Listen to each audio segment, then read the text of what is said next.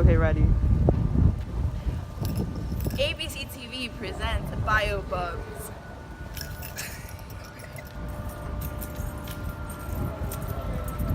Are you a struggling high schooler trying to get a 5 on the AP Bio exam? Then we have the solution for you. BioBugs presents Cellular Respiration. Welcome to our TED Talk about cellular respiration. Cellular respiration is divided into 3 stages. The first stage is glycolysis.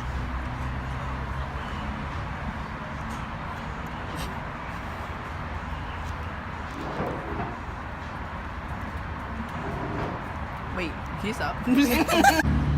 Okay, I'm back now. Glycolysis is composed of glucose and 2-pyruvate. Glycolysis is the breaking down of glucose into 2 molecules of pyruvate. The process can be divided into 2 major steps, the energy investment phase and the energy payoff phase. In the energy investment phase, 2 ATP is broken down into 2 ADP and 2 phosphate molecules. The energy produced from this reaction is used by enzymes to convert and split glucose into 2 3-carbon sugars, G3P and DHAP.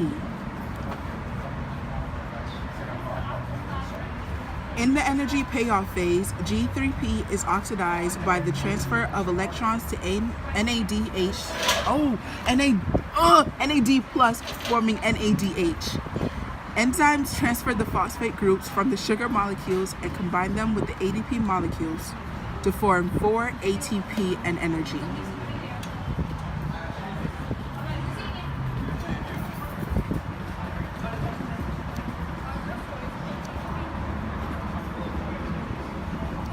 The remaining atoms of the sugar molecules are rearranged to form 2 molecules of pyruvate and water.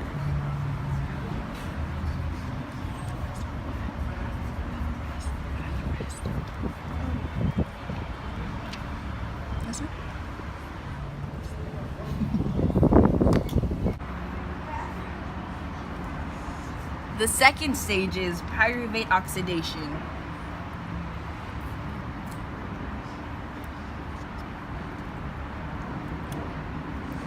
Pyruvate oxidation occurs when glucose and 2 pyruvates in glycolysis form 2 acetyl CoA.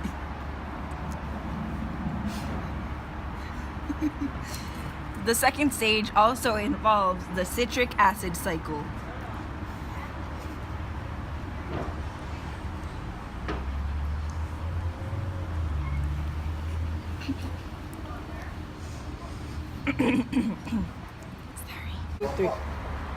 Once pyruvate is inside the mitochondrion, it starts to undergo a variety of reactions that remove CO2 and oxidizes whatever remaining fragments are left.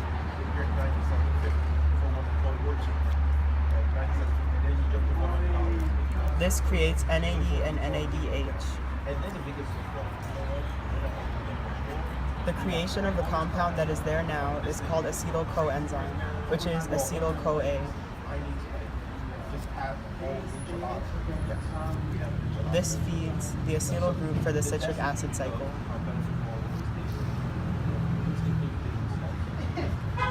The citric acid cycle, which is also called the Krebs cycle, functions as a furnace that oxidizes fuel that come from the pyruvate. The citric acid cycle has 8 steps that are catalyzed by a specific enzyme. In the first step, the acetyl CoA produces citrate. After that, 2 different carbons leave the cycle in ionized forms of CO2 molecules. The next steps decompose the citrate back to oxaloacetate. After this, for each acetyl that enters the cell, 3 NADs are reduced to 3 NADH plus 3H.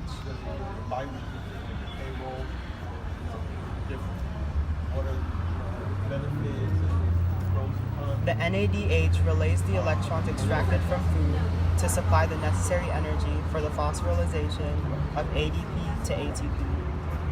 But it is there, and then of course, from there. Next, electrons are transferred not to NAD, but to FAD to become FADH2.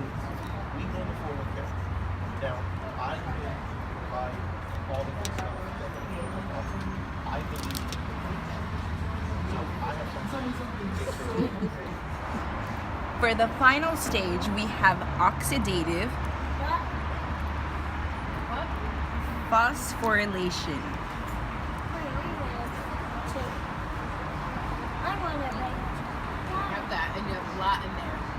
which is electron transport and chemiosmosis. Oxidative phosphorylation is the process that forms ATP as a result of the transfer of electrons from NADH or FADH2 to O2 by a series of electron carriers. This occurs in the mitochondria and is a major source of ATP in aerobic organisms. Now let's take a closer look at the diagram. Electrons acquired from glucose by NAD during glycolysis and the citric acid cycle are transferred from NADH to the first molecule of the electron transport chain in complex 1. This molecule is the FMN, so named because it has a prosthetic group called flavin mononucleotide, FMN. In the next reaction phase, the flavor protein returns to its ionized form as it passes electrons to an iron sulfur protein, which is FES. So one of the family of proteins with both iron and sulfur tightly bounded. The iron sulfur protein then passes the electrons to a compound called coenzyme Q. Coenzyme Q is individually mobile within the membrane rather than residing in a particular complex. Most of the remaining electron carriers are proteins called cytochromes, which is an iron-containing protein, which is a component of electron transport chains in the mitochondria and cytoplasm of eukaryotic cells and the plasma membranes of prokaryotic cells. The last cytochrome of the chain, CYTA3, passes the electrons to oxygen, which is very electronegative. Each oxygen atom also picks up a pair of hydrogen ions, protons, from the water-absorbing solution. Neutralizing the negative 2 charge of an added electron in forming water.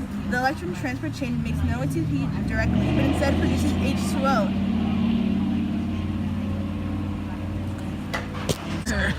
Start. I'm just kidding. Start. During chemiosmosis, the free energy from the series of reactions that make up the electron transport chain is used to pump hydrogen ions across the membrane, establishing an electrochemical gradient. In complex 1, 2 electrons are carried to the first complex aboard NADH. Complex 1 is composed of flavin mononucleotide, FMN, and an enzyme containing iron sulfur, FES.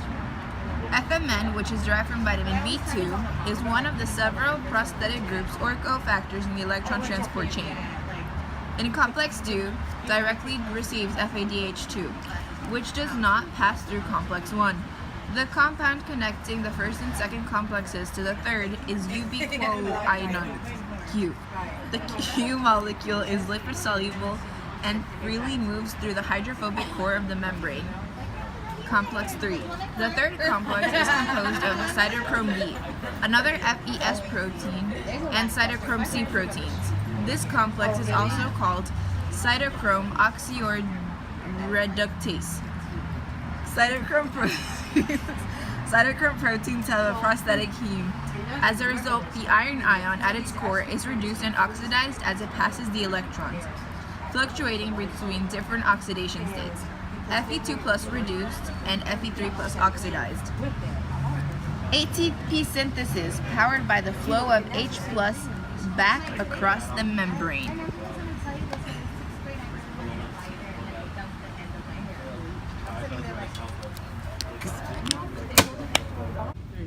Welcome to our TED Talk. We are no way affiliated with College Board or TED Talk. This won't guarantee you a 5 on the AP exam, but you can try. Like, comment, and subscribe down below. If you have any questions, don't forget to leave them in the comments.